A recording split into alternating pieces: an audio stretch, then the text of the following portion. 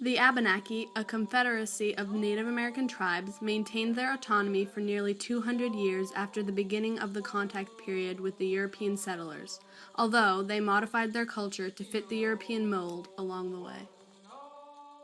The Abenaki, who called themselves the Alnambak, were broken up into two groups, the Eastern Abenaki and the Western Abenaki. The two main differences between those two tribes were the languages they spoke and the areas they lived in. Each tribe spoke a different subdivision of the Algonquin language. The Western Abenaki lived in what is present-day New Hampshire, Vermont, and northern Massachusetts, while the Eastern Abenaki resided in present-day Maine, New Brunswick, and Nova Scotia.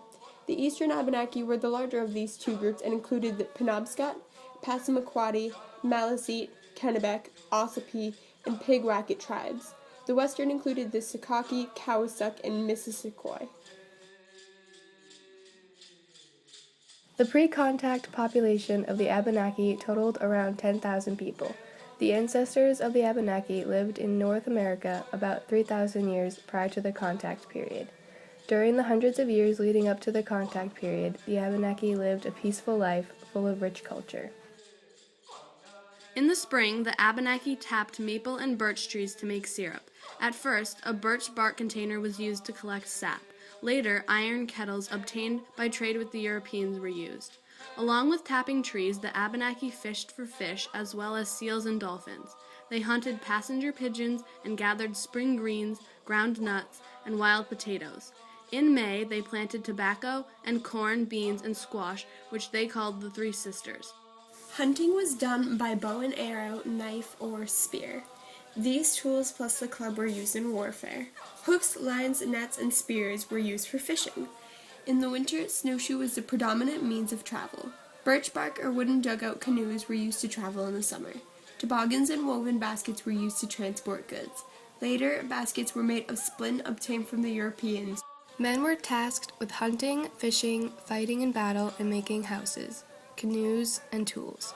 Women's responsibilities included childcare, cooking, gardening, gathering plants for eating, and preparing skins and clothing. Men wore a breechcloth and belts and moosehide moccasins which were lined with rabbit fur in the winter. Young men wore their hair loose and long with an occasional headband. Married men wore their hair in a knot or coil.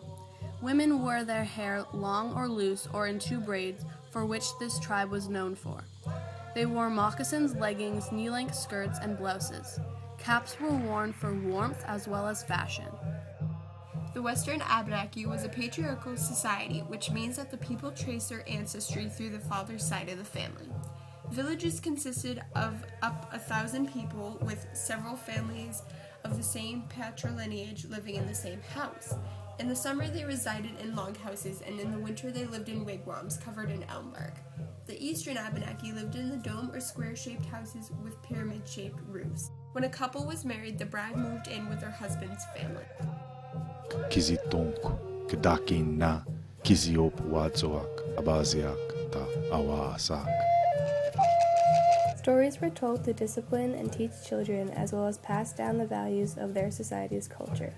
One of the Abenaki's most important stories was their creation myth. They believed that the earth was always in existence, and they referred to it as their grandmother. The Abenaki got along with most tribes in the area except the Iroquois, their long-term enemies. They constantly fought with this rival tribe, and the Iroquois raided them often. After years of war with the Iroquois, the Abenaki decided to pay them in exchange for peace in order to survive as a tribe. Shortly upon contact with the French, the Abenaki became adamantly involved in the fur trade. Because of this, their lifestyle changed rapidly. They regularly intermarried with the French and incorporated non-native items into their culture. The Eastern Abenaki first were contacted by the Europeans during the 1500s. The first known instance of contact was in 1524 when Florentine Giovanni da Verrazzano, an Italian explorer employed by France, landed on the coast of Maine. After his visit, many European colonists sailed to the northern east coast. French explorer Samuel de Champlain arrived at the Penobscot River in the fall of 1604. It was this first meeting that negotiated the somewhat peaceful relationship between the French and the native Abenaki that lasted nearly a century. The The Abenaki traded fur with the French for years and aided the French in many wars to come. The Abenaki encountered Captain George Weymouth from England in 1605, marking the first time the Abenaki met the English. This sparked a future of rough relationship between the Abenaki and the English, full of fighting. In 1607, the English began to build a colony at Sagadahoc, a place in the Abenaki's territory. The Abenaki fought against this establishment, and in less than a year, the English abandoned this attempt. In the 1660s, many Puritans sailed across the Atlantic to New England to escape the English Civil War. They arrived on Abenaki land, but Massasoit, the chief of an Abenaki tribe, maintained peace with the English for several years. Massasoit died in 1661, and his son, Metacom, took over the tribe. However, Metacom, also called King Philip, tried but could not keep up the truce that his father had formed with the English. In 1675, a tribe of Indians from southern New England attacked some of the English colonial settlements. This became known as King Philip's War. Metacom joined forces with the Pennacook and Androscoggin, while most Abenaki tribes attempted to stay neutral. Metacom and his army attacked over 50 colonial towns and completely demolished over 10.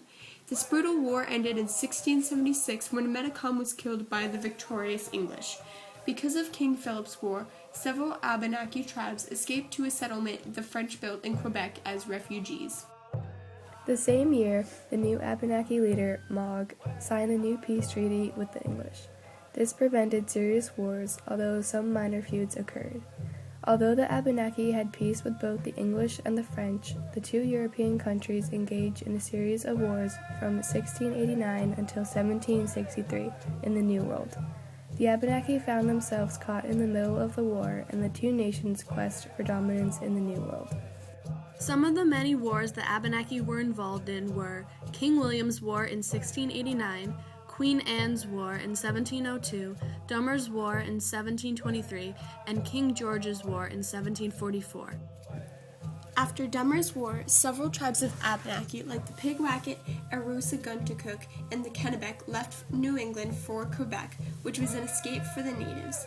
In 1755, the French and Indian War broke out. The Penobscot wanted the tribes to stay neutral, but they eventually engaged in the war and fought against the French. This war ended in 1759, and the French were forced to leave North America. All these wars were incredibly disastrous to the Abenaki's economy, and in 1762, the Penobscot signed a treaty in which they surrendered to the English. Because of the destruction of these wars and the presence of disease, the Abenaki fled to Canada. They later returned to their settlements overrun by the British, and then returned back to Canada to settle on the St. Francis River. In more modern times, the Abenaki who remained in America continued to fight for their rights and recognition throughout the 1980s. The Abenaki tried to maintain their autonomy by attempting to remain neutral in times of European conflict and fleeing to places like Canada, where they might be left alone. Despite their efforts, they found themselves under European yoke and reduced to reservations.